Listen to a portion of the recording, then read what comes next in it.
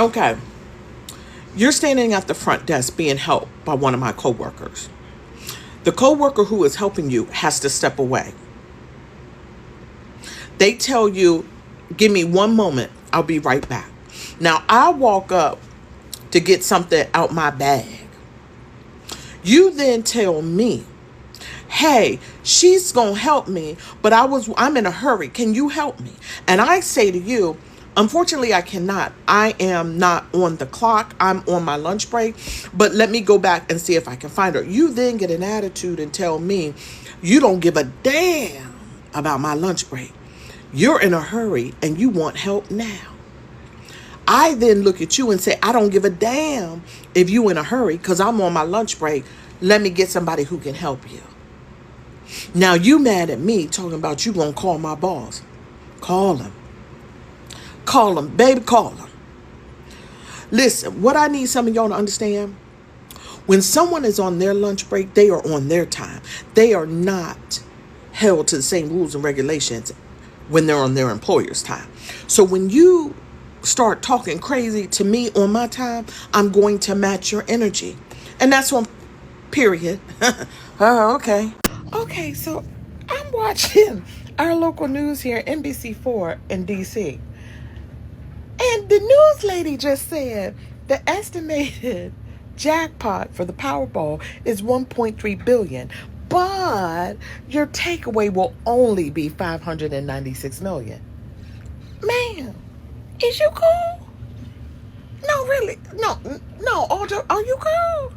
Cause you say that like it's a bad thing. You make it. Hold on now, cause you say it like it's a bad thing, baby. Listen. I'll take only for $596 million, please. Girl, is you cool? And listen, how much they paying you down there at that station? Cause you turn your nose up at $596 million. Girl, no. I'll take only today, tomorrow, next week. Shit, at this point, the way we going, listen, you could probably flip me for $1,500. God, dog. Well, one less person I have to compete with when they pull the Powerball. Okay. Here's what I'm trying to understand. How you mad at social media because your mama and your daddy decided to get on the entire internet and tell the world how your daddy was a Rolling Stone, how he used to cuss your mama out, tell her she wasn't shit, tell her he didn't love her, he shouldn't have married her, tell the whole world how when he first met her, she wasn't it for him. He liked him 125, she weighed in at 175. He didn't, the only reason he kept coming around her, per your father, was because she only lived down the street and she used to cook for him and give him money. It was your parents who decided to get on social media and tell the world how your mama would iron his clothes for him to run out and see a side check. It was your mama and daddy who decided to get on the internet and tell the world that the side chicks was coming to her job, cussing her out when they found out about her. Huh? So you mad at us? Your mama and daddy got on the podcast and told their business. And then you saying we up here judging? Hell yeah, it's the internet. Welcome to it. Absolutely, ma'am. Your anger is with your parents. It's not with us. We listening and we judging. Okay. So here we go. So I'm still Aunt Cookie. I'm just not the Aunt Cookie that sits in the office to make content. I sit in the privacy of my own home now and make content. So with that said, I can no longer handle some of y'all with kid gloves. Okay. I can't handle you with kid gloves. I got to take the gloves off. So here we go. Now, you didn't jump in my DMs with this ridiculous username with all these numbers. When I go back to the page, it's marked private. Now, in the message you left me, you called me all kinds of ugly names to the point you called me a stink-ass whore. Oh, no, not a stink pussy-ass hoe is what you said. Oh, okay.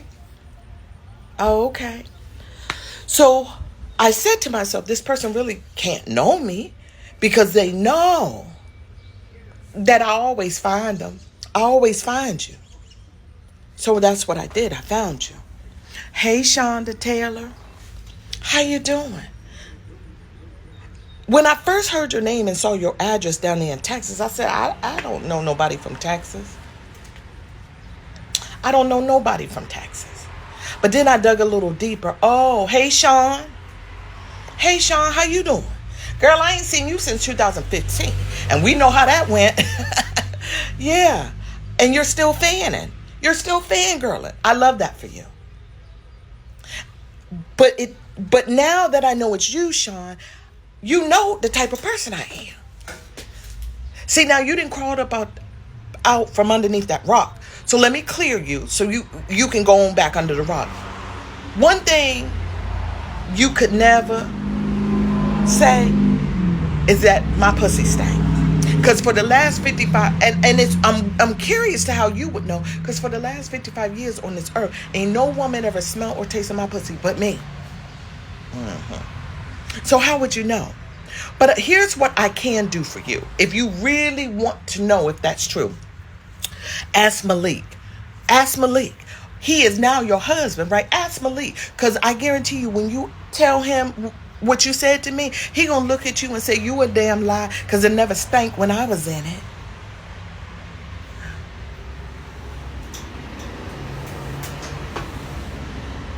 Listen, I want the best for you, and I want you to have a good life. But coming over here fucking with me ain't gonna give you that.